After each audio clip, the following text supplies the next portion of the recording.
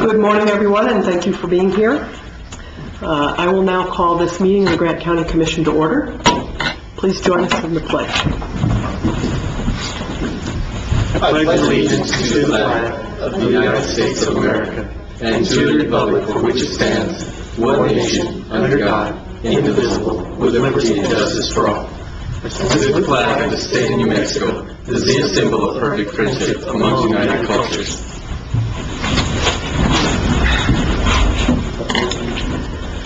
So I just asked Charlene if there's any changes on the agenda, but right now to this. Yep. Okay, everyone, I would like you to please join me in a moment of silence for the tragedy in Florida.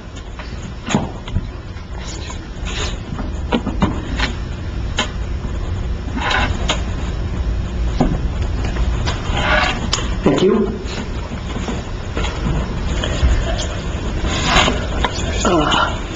We will now move on to approval of the agenda. Are there any changes to the agenda? No, Madam Chair. I move to approve the regular meeting agenda. Second that. All in favor signify by saying aye. Aye. Aye. Don't forget the discussion portion. Do we have to do that on the agenda? This is my first time. Patience. Okay, next item on the agenda is the Gila Regional Medical Center reports. Good morning, Taffy and JoBeth.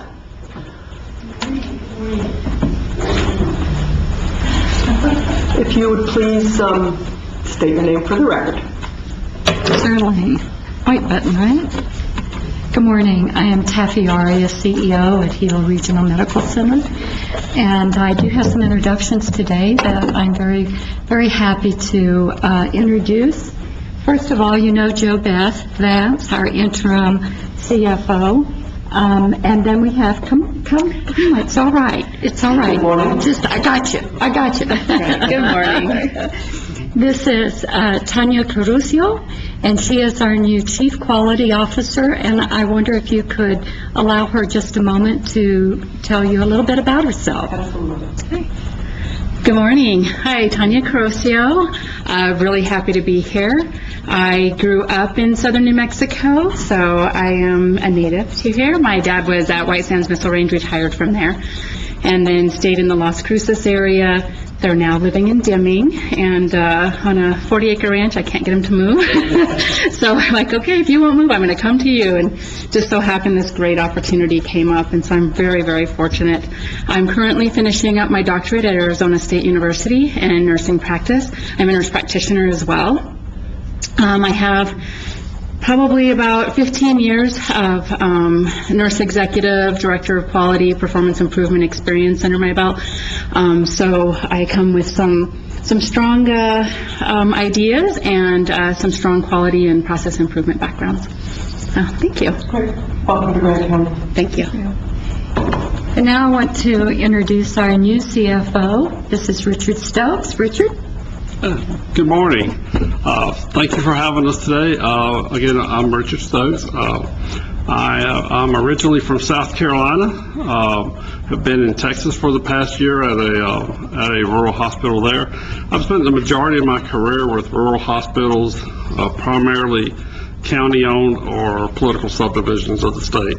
I have about 22 years experience in healthcare, and I spent my first 10 years in public accounting.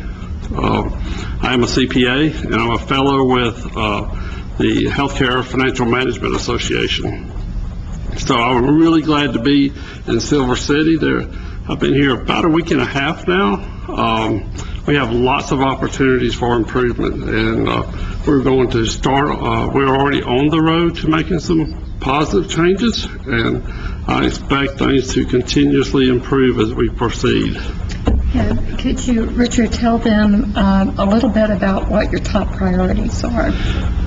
So, when I first landed, I wanted to take a look at, start assessing the revenue cycle. So, revenue cycle begins when a patient walks in the door. So, how are we handling registration? So we have, I've instructed our registration supervisor to develop an audit program so we can verify that the information being captured is accurate and correct. Moving past that, I needed to know when a department does a specific process on a patient, are the charges moving through the system down into patient accounting. So we've had some issues identified there, and I'm happy to say today we've got a process in place that we get the majority of them fixed by 10 o'clock in the morning. So now we're going back and investigating the root cause for those rejections. We're also looking at how do we manage our patient accounts, and by that I mean, how long does it take to get an account paid? So we're looking at how that flows. How do we handle our self-pay population? How do we just manage AR in a general sense? So those are the things that I'm really concentrating on,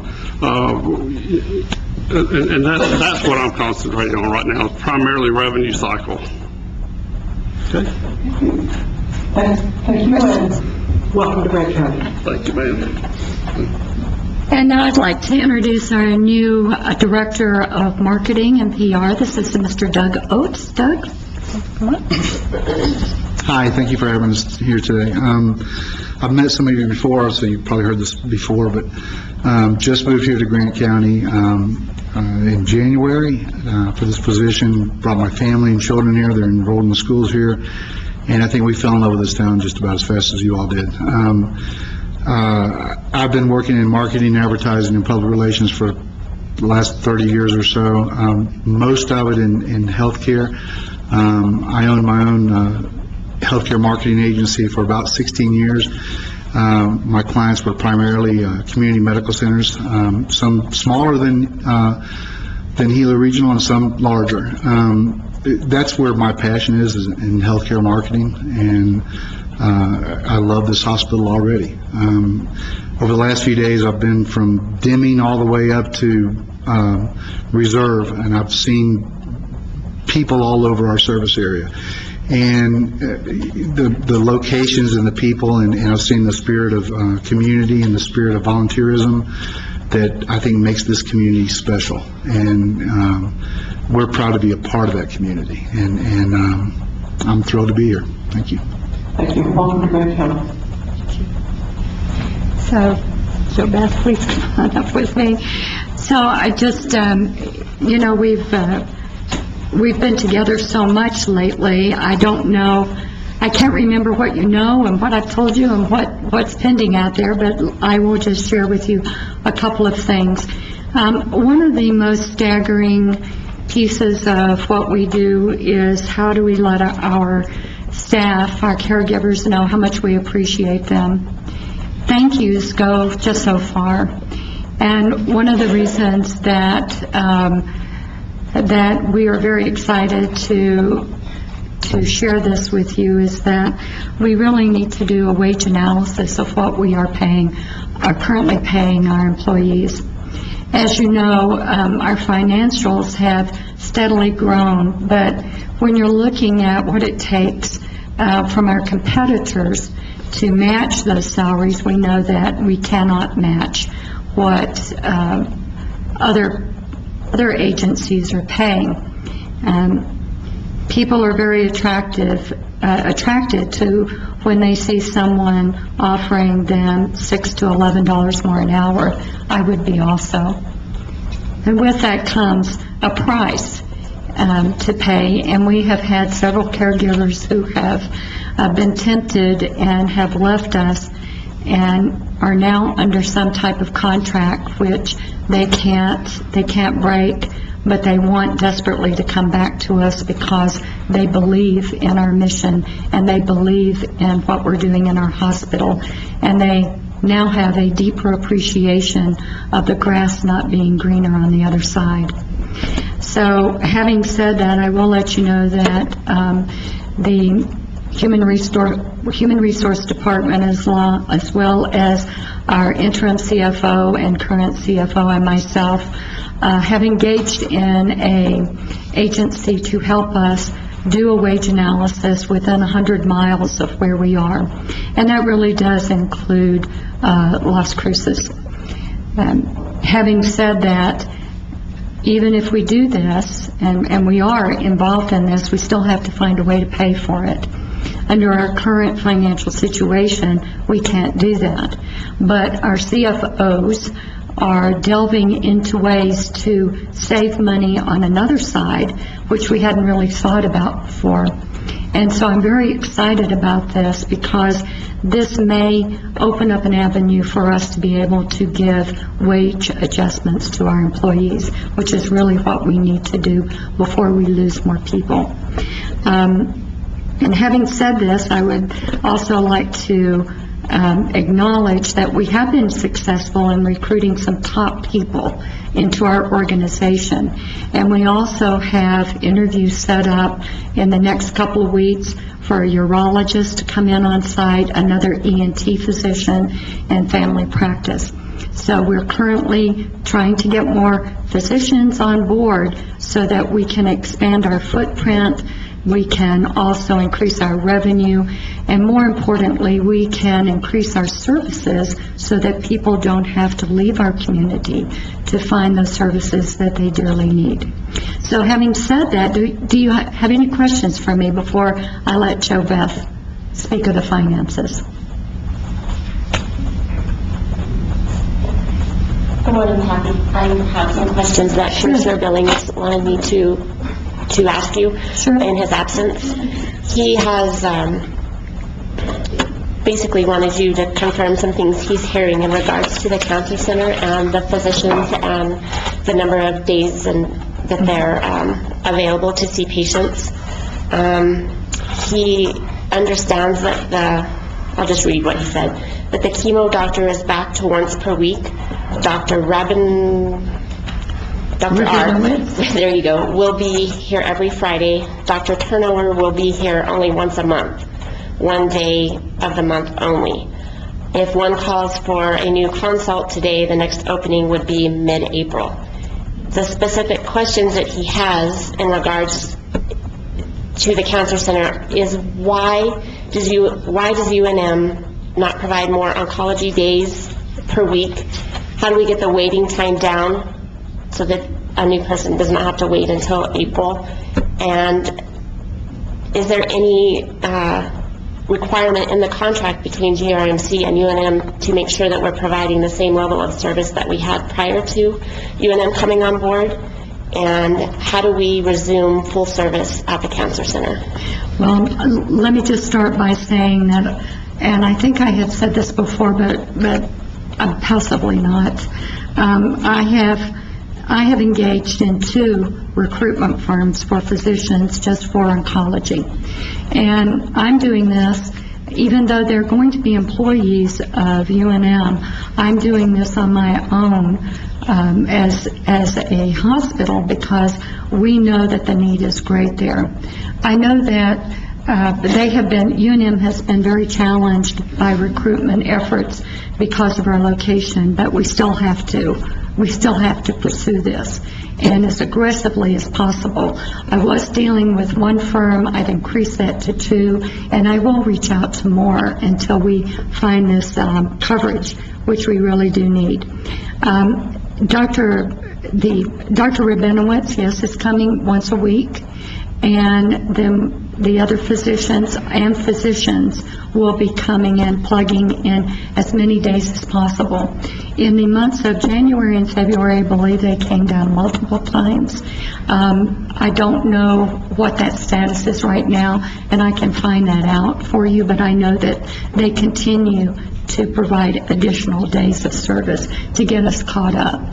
It is true that there is a wait time, but if it is a critical patient that a physician really needs to get in, all they have to do is call the manager of that department, and that will be arranged. Madam Chairman, listeners, so what you just told me, what I heard right then, is that UNM is not fulfilling their contract to provide physicians. Is that true? No, that's not true.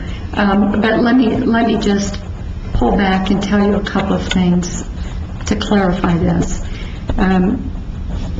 When the transition happened, there was supposed to be a transition period, which did not occur. That kind of put things behind. They have not found a full-time provider. I don't think that's really anyone's fault. I think that is a current state of affairs based on numerous things that are going on that don't need to be underlined at this point. But I know that there is a very, very strong attempt, because we are with them on the phone weekly about not just this, but current state of affairs in the Cancer Center. So this is not going unmentioned and undetected. It is on everybody's top priority list to provide this services. There was some discrepancy as to what was thought by previous administration as to coverage and what was real at the end.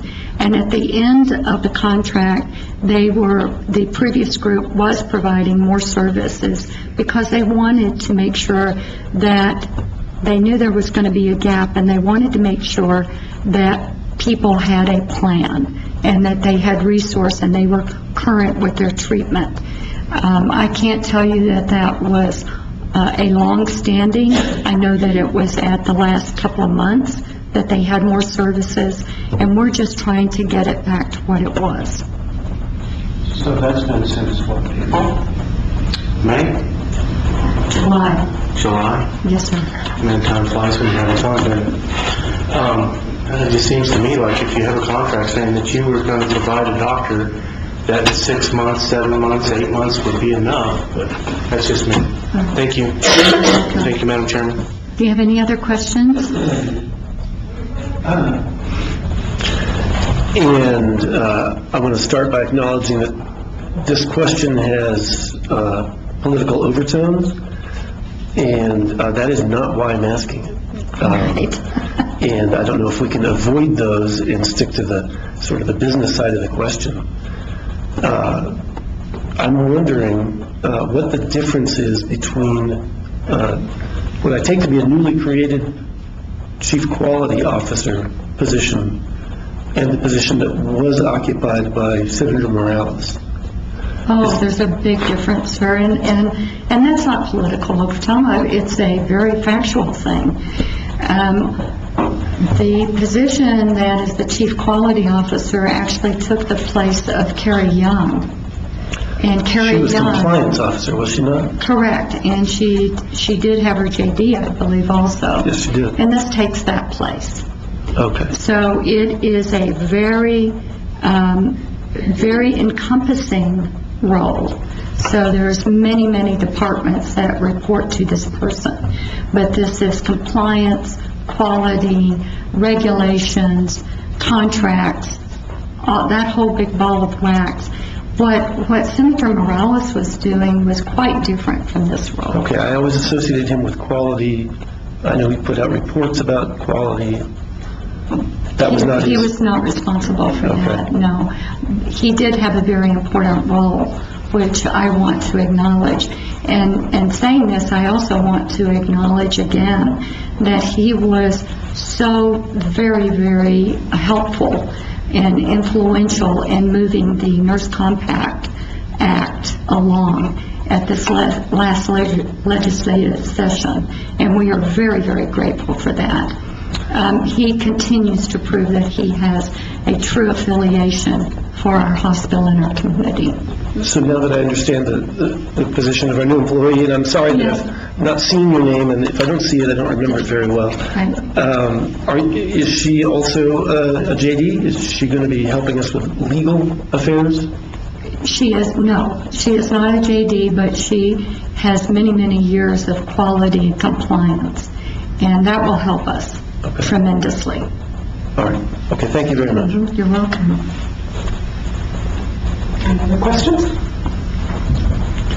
And I trust that you did get the financial information ahead of time for your review. Start by thanking you for that. We appreciate you. You're welcome.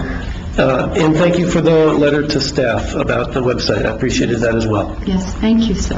And I appreciate the article that came out in the paper. I thought it was very well crafted. Thank you. I didn't get the financial stuff. Okay. Anything else? Nope. All Thank you. right, thank you so Kathy. much for your time. And now I'll turn it over to the most important person, Joe Beth. Good morning, Joe Beth. Good morning. Again, I'll follow the same that we've been doing every month. You now have the information in front of you, so you may have more questions, but for just to start, I'll go over just the basics that we usually talk about. Volume, again, very good for the month of December. We had 172 admissions compared to 185 this time last year for December. Outpatient visits, we had 3,708 compared to 3,718, so we are steadily increasing our number of outpatient visits. ER visits, which were exceptionally low for the month of November, increased back to 1,520, so a good 300 more visits in the month of December than we had in November. This time last year, we had 1,394. Total surgeries, 406 for the month, which was a high for us for the last few months, compared to 296 last December. Gross patient revenue for the month was 16.4 compared to 15.9 last year. Net revenue, 5.8 compared to 5.8, so right on target for that. Total expenses decreased considerably. We had 5.3 million compared to 6.4 last year.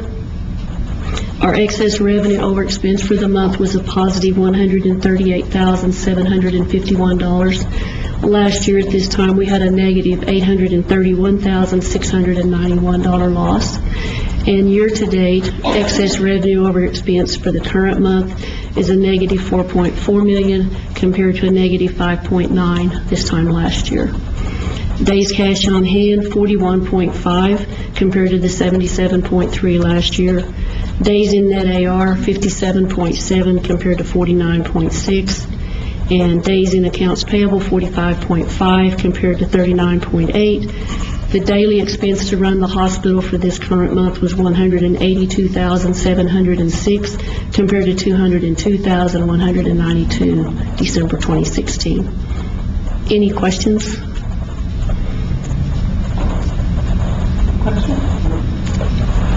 And I would follow on with Harry in thanking you for getting this information to us. I very much appreciate it. Thank you. Thank you. So is there anything else before closing that you would like in the future or that we can do for you now? Very good. Thank you. Great. Thank you very much. Thank you. The next item on the agenda is public input. During this portion of our meeting, we welcome your suggestions and want to hear your concerns. This is not a question and answer period. Speakers will be limited to 5 minutes. Any individual who would like to discuss an item in more depth may request to be placed on a future agenda. Request forms are available in the county manager's office. Is there any public input today? Please approach. State your name for the record.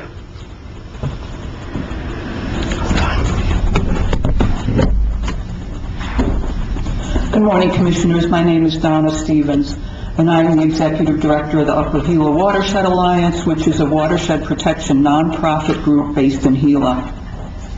I watched the video of your Tuesday work session. I wasn't able to be here because of a scheduling conflict, and I listened with interest to your discussion of a possible resolution opposing the Holloman Air Force Base flyovers in our area. I heard a couple of the commissioners express concern for our military pilots' proper training to keep them out of harm's way. And I really want to emphasize that our opposition to the military flyovers is not because we oppose the military or our troops. We have the same concerns you do. But I want to say that to protect our quality of life here, we think that the F-16 pilots should use the already restricted airspace at White Sands, which is 3,200 square miles, and Fort Bliss, an additional 1,700 square miles. And there's also 2 existing military operations areas that are restricted airspace. It's also an issue of fairness. Many people are promoting this proposed action as a boost to our economy. I think this is true for Alamogordo, where these new pilots will be based, but it will be exactly the opposite for Silver City and our surrounding communities, whose economies really depend heavily on tourism, especially on visitors to the Gila National Forest and Gila wilderness areas. I think that if Alamogordo is going to benefit financially from this military training, it seems appropriate that they, and not Grant County, should also suffer the noise and the nuisance of these overflights. There are many other problems with the proposed flyovers, but I'll stop here for now since it's not even on the agenda today. I do urge the commissioners to pass a resolution opposing the military flights in our area. Thank you. Thank you, Donna. Is there any further public input? Morning, Cerise. Please state your name for the record. Okay, good morning. My name is Cerise Grijalva, and I'm with the Southwest New Mexico Council of Governments. And I was asked to come here today by Commissioner Ramos just to give an update on what we have called the Copper Trail, which we are now going to call the Safety Trail. And just a little bit of background on that. I was kind of hit with it when I started in 2013. And we submitted a road safety audit for this trail back in July 2014 with the Department of Transportation. So this road safety audit was finally done and submitted in June 2016. And what this is, it's a 1.4 mile trail along Highway 180 on the west side there by the village of Santa Clara. And it starts from New Mexico 152 all the way to Bayard, where the sidewalk starts there. And today I come with good news that we did get the road safety audit done, and the Highway Safety Committee from the Department of Transportation went ahead and agreed to give us funding for that trail, which they will go ahead and fully fund it. It's in the process of what year the funding will take place and the actual design. But I've been working on this, since I got here, and I just wanted to go ahead and give you the good news that we did get the funding. And when I get more details on it, as far as the design and the funding goes, I will come and fill you in on that as well. That's a big win. Great. I appreciate your help. You've been working hard at it for quite a while. I still remember that first meeting we had, and we were all trying to figure out how we could get this done. So I appreciate all your hard work. Again, also to Ms. Priscilla Lucero, y'all's group does so much for us, and we really do appreciate it. I think that little safety trail is going to benefit us so much. It irks me sometimes when I'm passing through, I see these little kids walking back and forth from Bayard to Santa Clara, and thank God that we haven't had any other safety issues. So we're glad to see that coming. We're also glad to see that our discretionary funds from back then are being put to good work. So we appreciate you, okay? At this time, Madam Chair, can I ask, I don't want to put you on the spot, Priscilla, but can you give me a little rundown or give us a rundown of what happened yesterday at the Water Commission meeting? Oh, well, thank you. Thank you. Thank you, Cerise. Good morning. Good morning. You look good up there, Lisa, the chair. Thank you. A little nervous? Except when you're standing up so high. Yesterday we did have the Grant County Water Commission meeting, and so I did bring Olga Morales, who has done a lot of regional projects, not only in New Mexico, but also in California, Utah, Colorado. And so I thought before we move in any direction with seeking funding, that we had better have kind of a gathering with Olga to really talk about what are some of the challenges in dealing with a regional water system quite like this one. And primarily, one of the differences with the remaining phases of the Grant County Regional Water Project is really that the phase one of the Grant County Regional Water Project was for Hurley to have a primary water source. And then for the remaining phases, for the rest of the beneficiaries, it's a secondary water supply or water source.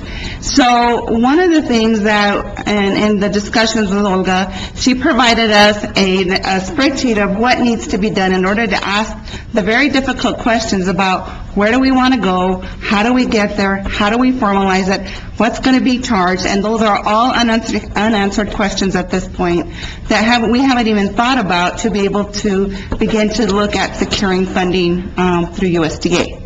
And so I think there's also a lot of concern around, what kind of fees could be charged to the residents as a result of that. So in the best interest, I think, of all the municipal governments and as well as the residents, and also that the new election is upon us, and that we'll have some new leadership, probably in the Grant County Water Commission, that at the next meeting, we would begin to look at answering some of those questions within that Excel spreadsheet with regards that what do we want the Water Commission to serve, function as? What is that? Is that really an organization that's going to do billing for these types of things, and really begin to nail down what the purpose of that Water Commission is?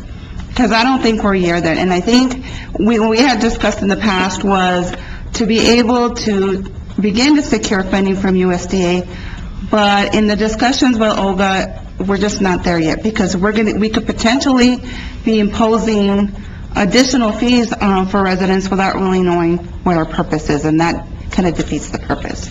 So we all felt in the discussion yesterday, we're going to take a step back.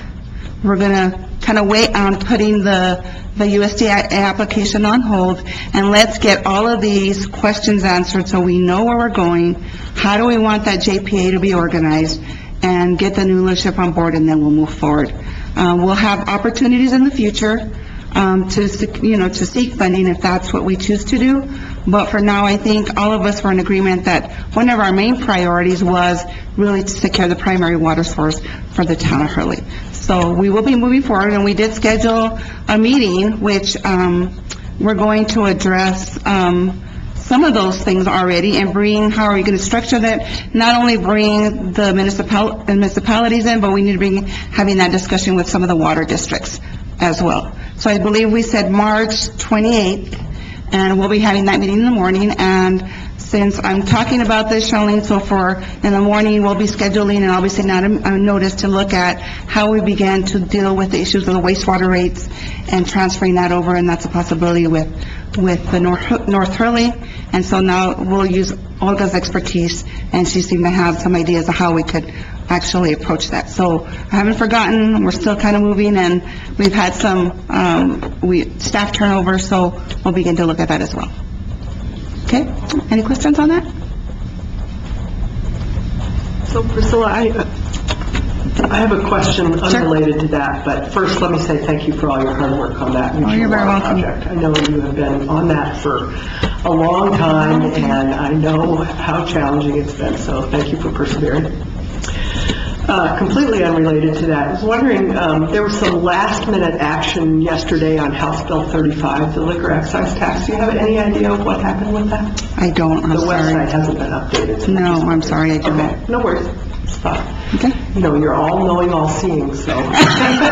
See, that's when I don't know anything about. But thank you. Thank you very much. Is there any other public input at this time? Okay, moving on to the next item on the agenda are the minutes. We have 4 sets of minutes to approve. January 9th, 2018 work session minutes, January 11th, 2018 regular meeting minutes, January 26th, 2018 special meeting minutes, and January 30th, 2018 special meeting minutes. May I have a motion? Madam Chair, I move that we approve all 4 sets of minutes unless another commissioner has an objection. Second. All those in favor signify by saying aye. Aye. Motion passes. Thank you. Next item on the agenda are the financial reports. I hear a motion to approve the February 9th, 2018 expenditure report and disapprove the quarterly report ending December 31st, 2017. I'll move that we approve the February 9, 2018 expenditure report as presented by Ms. Vasquez on Tuesday. I'm just going to do these ones separately. Seems more appropriate. Second. And I want to compliment you again on the delivery of that very long expenditure report. Are there any questions? All those in favor signify by saying aye. Aye. Motion carries. Madam Chair, I move we approve the quarterly report ending December 31, 2017, as presented by Ms. Vasquez. Is there any discussion? All those in favor signify by saying aye. Aye. Motion carries. Moving on to new business. First item under new business is to approve, disapprove the proclamation declaring February 17th, 2018 as Territorial Day. Mr. Turrieta, you have some things to say about this? Thank you very much. Well, I think everybody got the memo because you guys look fantastic. But thank you very much. We're actually going to have on Saturday at the old J.C. Penney building, and I actually have to say that, they say the workshop for Carneros, and from 11 to 1, we're actually going to have the Silver City Stompers. We're going to actually have the square dancers. Tommy Ryan's going to give some stories about when he was a marshal, and a little bit of live music. But at 9 o'clock, they're actually going to have the challenge run down at the Big Ditch for the adults, and then at 11 o'clock, they're going to have the kid run at 11. So it's all going to be at the Big Ditch. And then from there, we're actually going to the annex at the museum for the reenactment of the 1871 Territorial Charter Day. And I'm so glad that Danny Cordova is actually going to play old New Mexico music. And Bayo Seco is actually going to do some singing also. So it's going to be quite of a fun event. And we're just pretty excited about putting it together. I just want to thank the committee, starting from Carmen Vendelin, our mayor, Kevin Cook, Lupe Cano, Patsy Madrid, Gary Staley,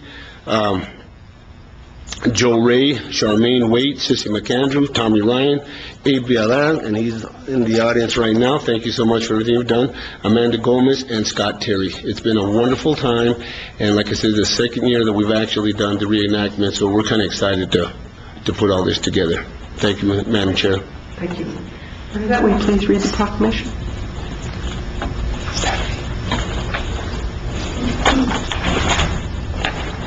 Thank you, Vice Chair, Commissioners of the Board. Whereas on Saturday, February 17, 2018, Silver City will celebrate the 140th anniversary of the signing of the Town of Silver City's Territorial Charter by Governor Samuel Axtell on February 15, 1878. On January 26, 2016, the Town Council of the Town of Silver City adopted a resolution designating the Saturday closest to February 15th as Territorial Charter Day. The day has been set aside to celebrate the unique historical evolution that has helped shape Silver City into the community that it is today. Join Silver City residents as they celebrate their territorial charter with reenactments, foot races, music, scavenger hunts, and lectures. And whereas Silver City leaders were feeling disenfranchised and thus the seeds for a succession movement had been sown. Led by residents of Silver City who had a growing disenchantment with New Mexico, Grant County petitioned the federal government to become part of the Arizona Territory. The leaders felt that Grant County was more economically, politically, and culturally aligned with Arizona than with New Mexico. Grant County waited until 1876, the 100th anniversary of the founding of the United States, to propose legislation that would allow Grant County to secede from New Mexico.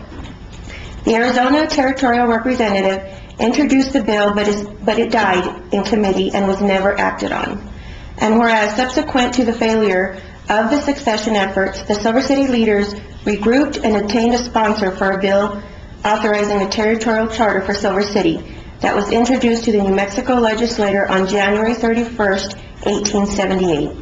The bill passed unanimously and was signed into law on February 15th, 1878. With the newly granted and hard-won territorial charter, Silver City residents could elect city officials and participate in self-governance. The charter allowed for collecting taxes to be used for public improvements such as streets and sidewalks and providing for public safety. Obtaining the territorial charter allowed the fledgling community to achieve even greater growth and prosperity. Now therefore be it resolved by the Grant County Commissioners that February 17, 2018 be declared as Territorial Charter Day in Grant County, New Mexico. Madam Chairman. Caston? I move to approve the proclamation declaring February 17, 2018 as Territorial Day. Second. All those in favor signify by saying aye. Aye. Motion carries. And please join us in the front to have a little photo.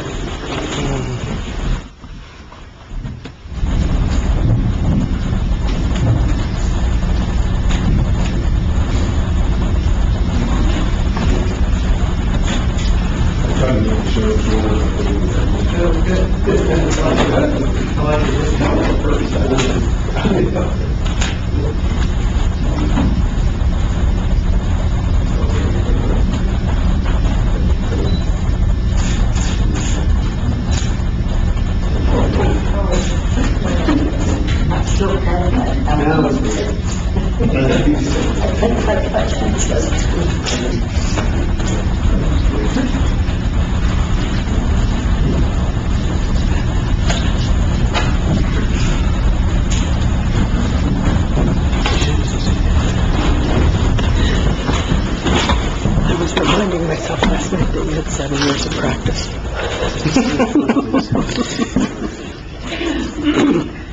Next item on the agenda is to approve proclamation proclaiming 2018 to be the Western New Mexico University's Quasquicentennial. Bernadette, will you please read the proclamation?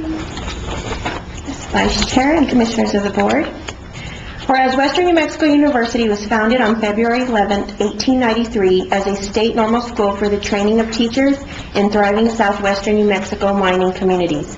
And whereas for 125 years, Western New Mexico University has made important contributions to the state of New Mexico. And whereas Western New Mexico University, situated in the shadows of the Gila National Forest near the Continental Divide. And whereas recognized today as the state of New Mexico's only public applied liberal arts and sciences offering institution and has continuously accredited since 1942 Higher Learning Commission. And whereas a Hispanic serving institution, Western New Mexico University, has made enormous contributions to the state's cultural, intellectual, social, and educational growth of its citizens while remaining firmly attached to its community roots. And whereas Western New Mexico University continues to educate and train thousands of students and professionals in the region through a dedication to educational excellence, academic proficiency, and a commitment to community that has been demonstrated for 125 years. And whereas located in Silver City, New Mexico, Western New Mexico University has served the people of the state of New Mexico and its surrounding areas as a comprehensive, regional, rural, public university since 1893, and is committed to continuing the service toward a student population diverse in age, culture, language, and ethnic background. And now there be it resolved that 2018 be proclaimed Western New Mexico University Quasquicentennial to serve as an opportunity to reflect on the past, present, and future contributions of the university. In witness whereof, we have hereunto set our hands and seal of the Grant County to be affixed in Silver City, Grant County, New Mexico, this 15th day of February 2018. Thank you, Bernadette. Mr. Villarreal, would you like to come to the podium?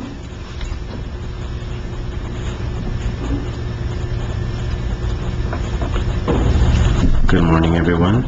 Thank you to the county leadership and to everyone that has showed such tremendous support for our wonderful university. We reached an important milestone that we're very proud of, and we had some celebrations, and we're going to continue to celebrate however you say that word, 125 years. And we look forward to many more years of educating our people of Southwest New Mexico. So, go Mustangs. Move to approve the proclamation for Western New Mexico University's Quasquicentennial. Second. All those in favor signify by saying aye. Aye. Motion carries.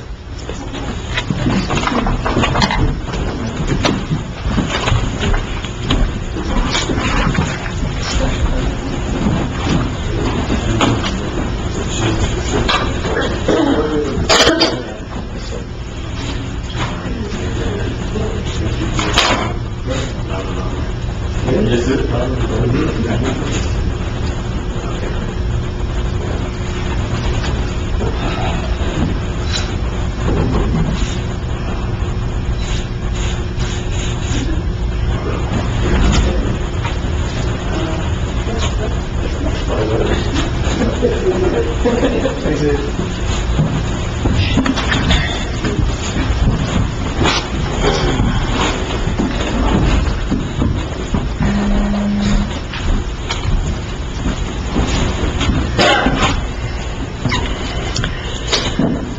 next item on the agenda is presentation of the fiscal year 2017 audit report. Ms. Gray? If you would please state your name for the record. I'm Debbie Gray, Kriegel Gray Shaw of Las Cruces. I'm a CPA and shareholder of the firm. And I believe you all have received a copy of the audit report. I'll just briefly walk through what is in the report, generally speaking, and then take any questions anyone might have. The report includes the auditor's independent audit report on page 2, which basically states that the financial statements are fairly presented in accordance with the accounting standards. It also points to additional reports and opinions that are included in the report as a matter of the single audit requirements. Then on page 5, there's a statement of net position, or the financial statements, which are the government-wide statements. It includes all of the county activities combined into one column, as well as the component unit financial statements, which were audited by other auditors. Then on page 8 is another set of financial statements which separates the financials within funds or activities of the county, and it has many subschedules to it that are supporting it in the back of the financial statements by each individual fund of the county. So you can look up any activity that pretty much that you'd like to see by a fund name and see what the financials look like for that particular activity.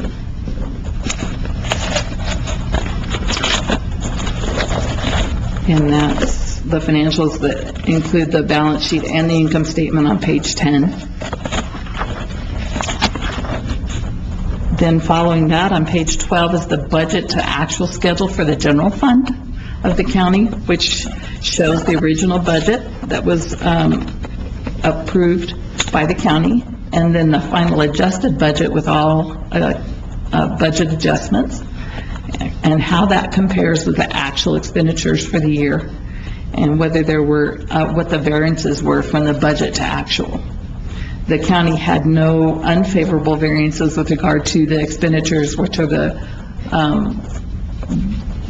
are legally required by the state of New Mexico. So there was no findings. They did a good job of budgeting. Then on page 16 is the summary of significant accounting policies, which gives more information for the reader to read the financials, just general information about how things are accounted for in the financial statements. And those are fairly lengthy. And most of these things that are in here are prescribed by the accounting standards, so they're in here by not necessarily by auditor choice, but we try to provide additional information where needed. Then we have a section called required supplementary information, which begins on page 59, which are some additional schedules required for the pension liability. A couple of years ago, we were required to start recording into the financial statements the liability for the county's portion of the underfunding of the para plan for the state of New Mexico, and these schedules are supplementary information for that. And these schedules will eventually have 10 years of data, and so they're building as we go from this when we started having to report that. Then on page 64 begins the supplementary information. This is where we go through each individual fund, and we tell the reader what fund it is, what the purpose of the fund is, and then give fund financial statements for each of those funds. So you'll see a balance sheet and income statement for each of those activities. And that begins on 66. And it's for each type, so it's separated by type: special revenue, capital projects, and debt service funds.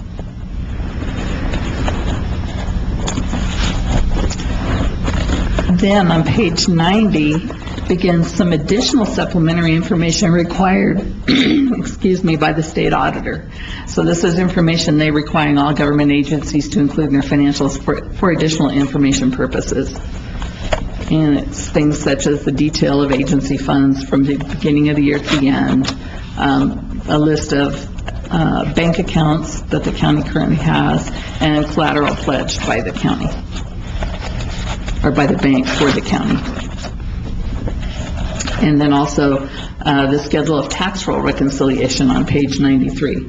This is the first year that the county's been able to provide the whole 10-year schedule for taxes. And we were able to audit it, and so it is included in the report. Prior years, it was a matter of gathering enough data for the prior years to get it into the report. That is on page 94. Actually, there's a reconciliation summary on 93, and then on 94, it's basically, we have a schedule that shows every year for the last 10, what taxes were levied, what was collected to date, and what's still receivable for that period of time at year end.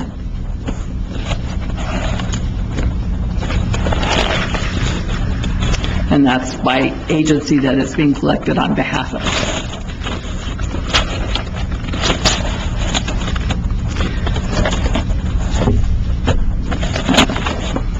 Then on page 98 is the schedule of expenditures of federal awards. This is the required when an entity expends over $750,000 in federal funds. The county did so in the fiscal year ending June 30th, 2017. So it required the county to have a single audit. And that process requires the auditor to assess risk amongst all those federal programs. And there's a specified risk process that we go through to determine which program gets audited individually for compliance with the federal requirements of that program. And then on page 105, there's a summary that states what that determination was. So we audited 2 programs under the single audit, and it was the Airport Improvement Grant and the Community Development Block Grant. And we did not have any findings with regard to either of those programs. They were all expended and monitored and utilized in accordance with the federal requirements of those programs. Let me hop back over. So Sure, that's we're on fine. the same page? Yeah. I didn't do that earlier, but you do have a yes marked for significant deficiencies on that page. Yes. Not material weaknesses. Correct.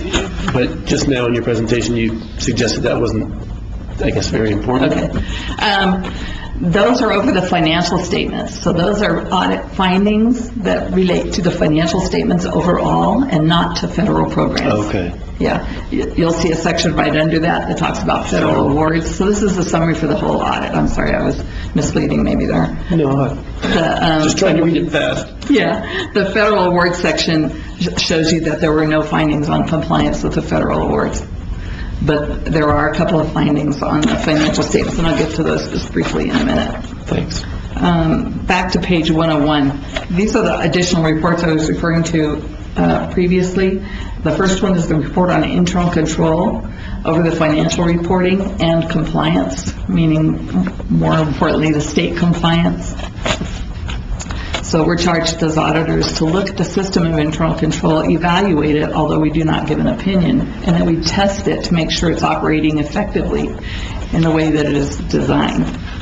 And during that process is where we usually find any comments that we think where we can provide opportunity for the county to make improvements, which or we look to see that the county's following their own processes. And in this case, we had 2 comments this year, 2 findings which we call significant deficiencies.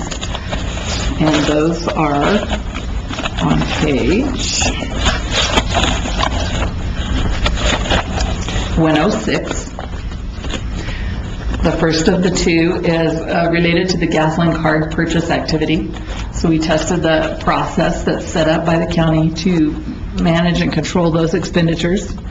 And basically the county wasn't consistently following their own policy.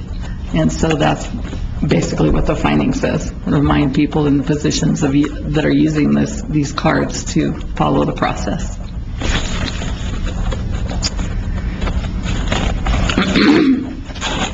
And then on page 107 is the second of the two findings. And again, it was related to internal control. And it was the county, again, not enforcing their procurement card policy. So both related to card usage and purchases or expenditures. And again, the policies are great. They're there and they're being followed by most, but not all, and not consistently.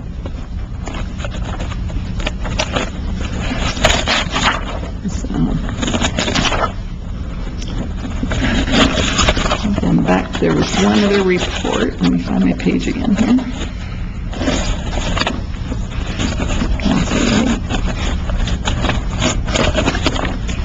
2 more pages. So the report, then there's a report on page 103. This is the single audit report, or what the report on federal compliance, which I just spoke of earlier, that basically states that we did not have any compliance issues with regard to the federal programs that were tested, which were the 2 I mentioned.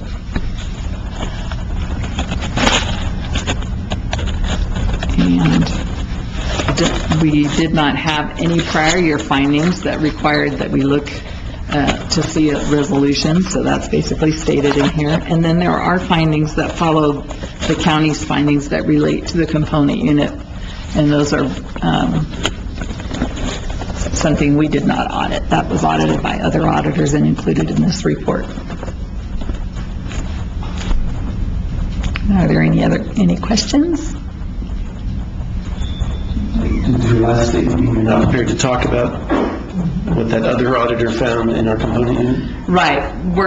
Because we, as an auditor of the county, we do not audit what the other auditors do. We just merely include their report within and point to the fact that they have a separately issued audit report that was performed by other auditors. And are we going to have a chance to understand this better? This is the safety net care pool issue that I think a number of us have scratched our heads about for a while. Do you know if we'll have a chance to hear from those auditors? I would imagine that the hospital could certainly contact them, and their auditor could make a presentation if you would like that. Well, I would like it if it will explain the situation. Right. Okay. Charlene, do you have any concerns about doing that? Then that would be great. Do we have any other questions? I have a couple others. On the underfunding of PIRA, the Public Employee Retirement Association, I think. I understand we have to include that here. And I'm wondering, in your professional opinion, is that actually a liability of the county? It's a difficult question. There's a lot of theories out there, and I've seen and hear both sides to the story.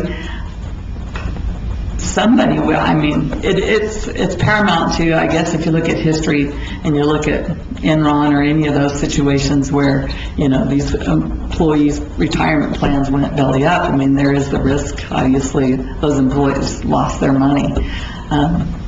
So if something were to happen where the plan just went crazy and didn't fund, they would try. The state is saying legally, and now I'm not a legal person, so I don't know, but they're saying basically that the county would be responsible for their share of that obligation. Now, how that happens, of course, because you're statutorily contributing to the plan, and you're contributing what you're supposed to, but the fact of the matter is the plan was underfunded, and it has to do with history and the number of people retiring and when they retire and how short retirement is or isn't. And, so there's so many variables.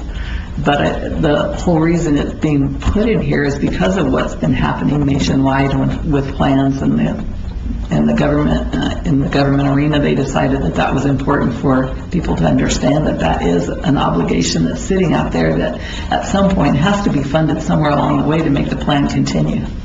If you were the county, would you be taking any kind of measures, establishing a reserve or anything like that to address that underfunded liability?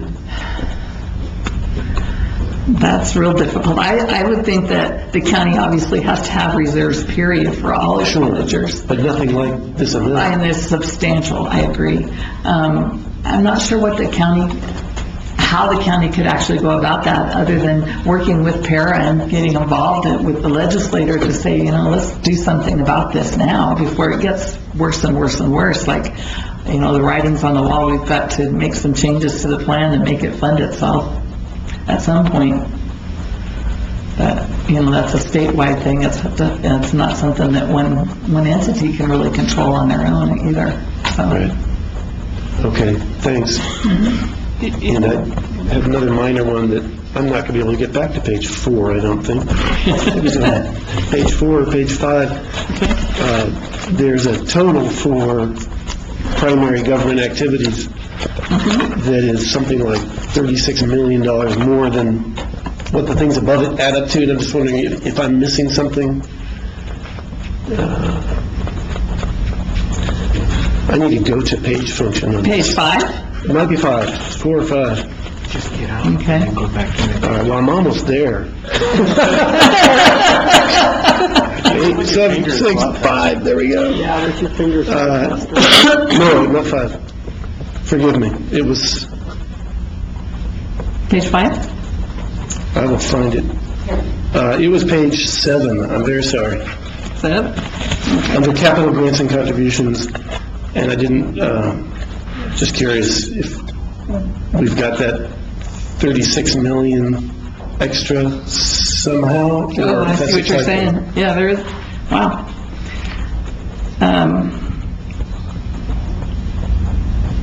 That is a problem. I don't see what it looks like there's a column missing. It's slid over. That's the net. If you look across the bottom, it's the net expenditures. Yeah. Very good. Yeah. That's the net expenditures on the bottom, so So you're is it just taking... a column missing? Yeah. I don't know exactly what happened there. Well, thanks for figuring that out. Yeah, Puzzled you're my head right. for a bit. I'm like, wow, what's happening there? So, yeah, basically, the expenditures are 29 million, and then that's, yeah. Okay, thank you. I don't have anything else. Anything else? Thank you, Ms. Gray. We appreciate your time. Thank you.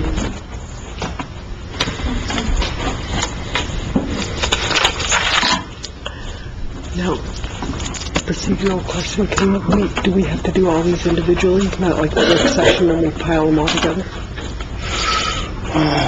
We could do the 2 grants together. So we need to do that one by itself, and we did 2 grants, and these, we ought to do these agreements by themselves. We'll just do them all. Yeah. Okay, moving right along. Next item on the agenda, approve, disapprove statement of assurances under the local DWI grant and distribution program for project fiscal year 2019. Madam Chairman, I move to approve the statement of assurances under the local DWI grant. Second. Any discussion? All those in favor signify by saying aye. Aye. Motion passes. Approve, disapprove, distribution funding application local DWI grant agreement program local government division DFA. You've done such a good job, Brad. You want me to go? I'll go. Madam Chairman, I move to approve the distribution funding for the local DWI grant agreement. Second. Any discussion? All those in favor signify by saying aye. Aye. Motion carries. Next, Madam Chairman, I move to approve the grant funding application, local DWI grant program, local government division DFA. Second. any discussion? All those in favor signify by saying aye. Aye. Motion carries. Madam Chairman, I move to approve agreement number A1801, memorandum of understanding with the DFA. Second. Discussion? All those in favor signify by saying aye. Aye. And that's also for the DWI program, in case anybody's trying to follow this. Madam Chairman, I move to approve agreement number A1802, assurances and cooperative agreement with the Department of Finance. Second. DWI also. Discussion? All those in favor signify by saying aye. Aye. Motion Madam carries. Chairman, I move to approve amendment number 1 to the grant agreement number 18DG10 with the Department of Finance and Administration. A second. Did you say second? Okay, any discussion? All those in favor signify by saying aye. Aye. Motion carries. Got a little habit going there. I would just like to note that he has 7 years of practice. Madam Chairman, I move to approve the resolution R1803, a resolution authorizing the county to submit an application to the Department of Finance and Administration Local Government Division to participate in the local DWI grant and distribution program and delegating authority. Second. Any discussion? Well done. All those in favor signify by saying aye. Aye. Okay. Thank you. Next item on the agenda, approve, disapprove resolution number R1804, 2018, Grant County maintained roads.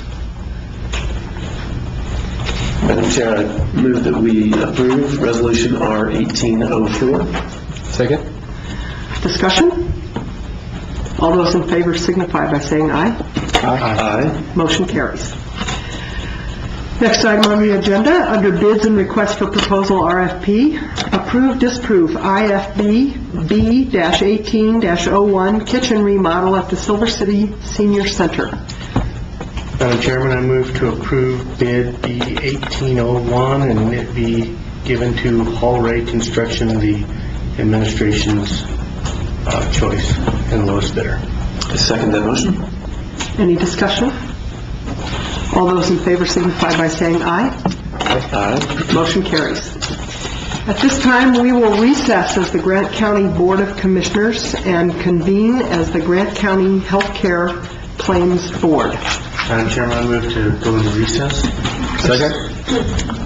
All those in favor signify by saying aye. Aye. Motion carries.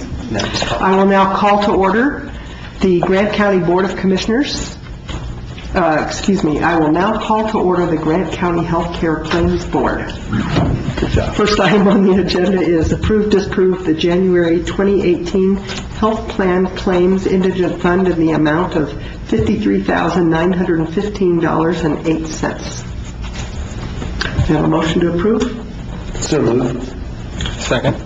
All those, Do we have any discussion? I don't know do we if have any discussion on that item? Okay. All those in favor signify by saying aye. Aye. Aye. Motion carries. Next item is approve, disapprove the May 2017 Health Plan Claims Indigent Fund in the amount of $14,156.97. That's the one that always got me too.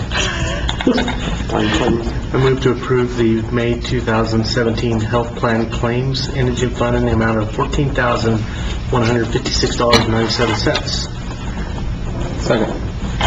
Any discussion? I'm happy we can work with the hospital to get this paid. So thanks for doing that.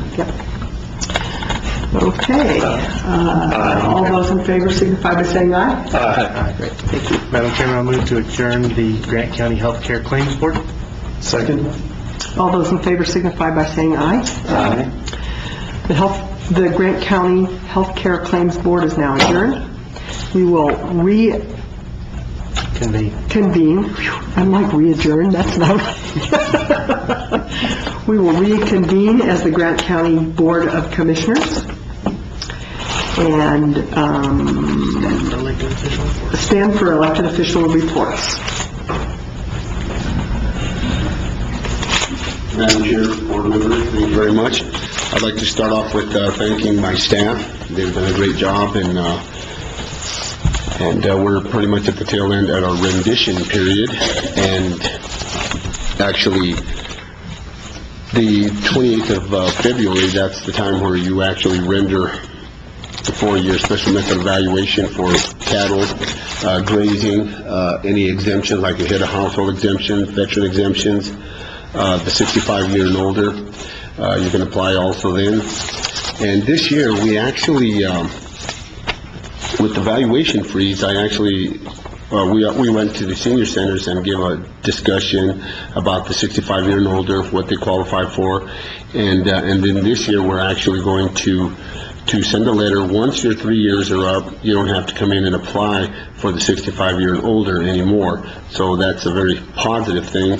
So they're pretty happy about that. So if you qualify also as 100% disabled, you can come in and bring in your certificate on that, and you'll be off the tax rolls.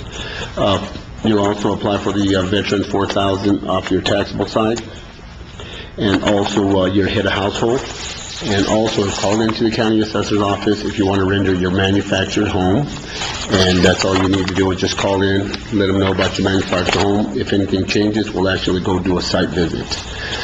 We actually added another 180 accounts for personal property. Now that I have a staff that's actually can actually focus on that itself. Monday, April 2nd, we're going to be mailing out the notice of evaluation. And that would be the time where you actually can contest your valuation. It doesn't cost you anything. You come in, file a protest. We usually send them out April 1st, but April 1st comes out on a Sunday, so we're going to send it out on the 2nd of April. We got with the county treasurer, and we actually filed for our MRA for the Metropolitan Redevelopment Area. For 2016 tax year was the first year in which the tax revenue was directed to the town of Silver City's Metropolitan Redevelopment Area. Property value have grown between the base of 2015 and certified values of 2016, and models of tax revenue for the MRA with an estimated of $2,963 from prior expenses. A recent report from the Grand County Treasurer's Office indicates that their net revenue directed to MRA for 2016 was $2,352. The tax year for 2017 was slightly better value gained prior years, and the gross revenue estimated for the MRA for this year will be $6,413. So that's actually good news for the downtown area for the MRA, and actually what they call the TIF.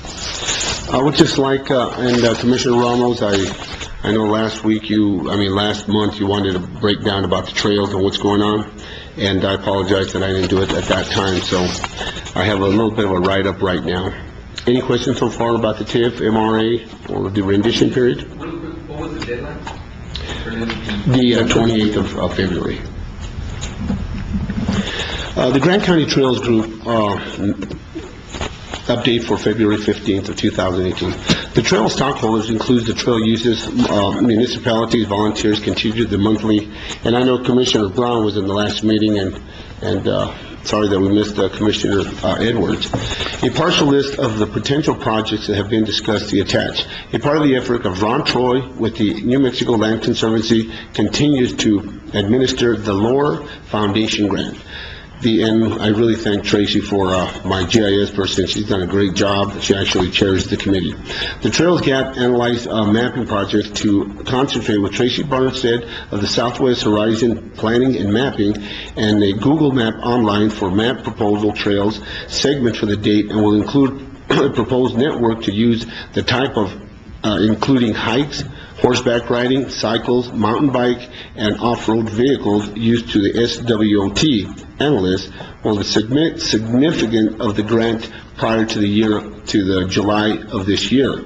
The information will be available publicly for the use planning efforts to support funding seeking. Ron also released a call of projects, the remaining of the grant of $40,000 to $60,000 to group participants. The trail project will prioritize the regular meeting on March the 2nd. And you heard from Ms. Grijalva what went on with the Copper Trail of the $1.2 million highway safety improvement program, multi-use trail for Santa Clara, and I'm so glad that she was there also. The potential trail project, the Florida Foundation grant, is the Grant County Open Space for the Trail Master Plan, the Little Walnut multi-use trail for the city, sidewalk, Gomez Peak, and picnic areas, and purchase of Rydiscus property for the park. Estimated of the property purchase of Boston Hills and the University to CDT, that's at Chloride Flats. Santa Clara sidewalks on the west side from Fort Baird Road to the US Highway 180 Baton Park, and the old Highway 240 trail ahead connected to Fort Baird, Phase 3. Possible assist to the federal land funds. Santa Clara and Fort Baird improved recreation loop trails of the east of Fort Baird Road and the intersection of the US 180 Road, Fort Baird, according to the Fort Baird Historical District Final Business Plan. Multi-trail within the NMDOT row of the south side of US 180 to Silver City and Santa Clara. Multi-trail of the NMDOT row of Freeport property to reconnect to the end of the sidewalk of the school, of the end of the side of Highway 180, of the end of the sidewalk of the north of Hurley. The Big Ditch improvement is made use friendly, cleanup, lighting, discussing the Main Street current plans. Boston Hills trails will also prevent erosion of bedrock and suitable for mountain bikers and use. The River Rock also easement along the Big Ditch and Broadway and the Little Toad all the way down to the roller skating rink, the old roller skating rink. Vicente Alcorta easement is purchased by the implement tax sale to provide missing links of the San Vicente South Trail system. Pino Santos Creek Trail easements of the downtown Silver City Public Safety Building to Silver High. Senior Center connected to the San Vicente South Trail and crossing the link Boston Hill. The easement for across San Vicente South properties of 93 North LLC and Nuevo Principio for the creek on the shadier trail. San Vicente limits the ATV access to the trailhead through the Hudson Street Bridge. Also educate the center of the San Vicente trails, new gates and barriers for the limited access. Easement for the San Vicente farmers of the east side of the parcel with exist trails will swap a building and fence, and that's not really optional at this moment. So like I said, Commissioner Ramos, I know you wanted to report on that, so I thought I'd bring it up today. And I stand for any questions. Well, just first of all, thank you for the report. I know you have a good GIS precision. We can put it on the map so we can kind of see. I think I'm more of a visual person. Yes. I think it'd help all of us. But thank you. Appreciate the report. Not a problem. Madam Chairman, Commissioners. Thank you, Mr. Correa.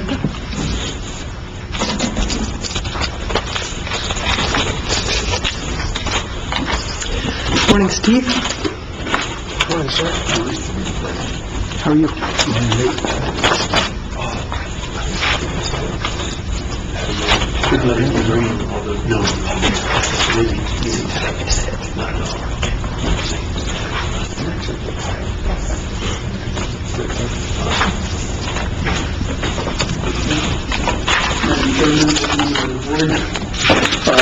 I also would like to thank my staff for their hard work and determination. We've started sending out notices. We have a sort of, I don't know if it's a baby boomer thing or what, but apparently we're having a lot of successful people who are paying off their mortgages and aren't aware that their mortgage company is no longer liable for their taxes. And we're having to send out a lot of notices because we did not receive the first half payments. And Liz Hernandez and Vanjie Gonzalez are working very diligently to send a reminder or, a notice saying we didn't receive payment from your mortgage company for the first half. So we're trying to get most of that cleaned up, and it's kind of a good thing, I guess. That we have so many people that are, it just hadn't happened with this many people in this short a time for this current 2017 tax year. So, as the report shows, during the month of February from the 10th of January to the 14th of February, we collected for Grant County $66,891.65 for the general fund and $9,281.64 for the debt service. Now, during that same period, we collected, it's a little misleading, the bottom figure in the red shows the total for the fiscal year of $14,784,713.21. That's approximately 2.4 during this time period. For the period ending January the 10th, it was $12,393,000. So altogether, it was a 2.4 more or less that we received in our office. So we're staying fairly busy, and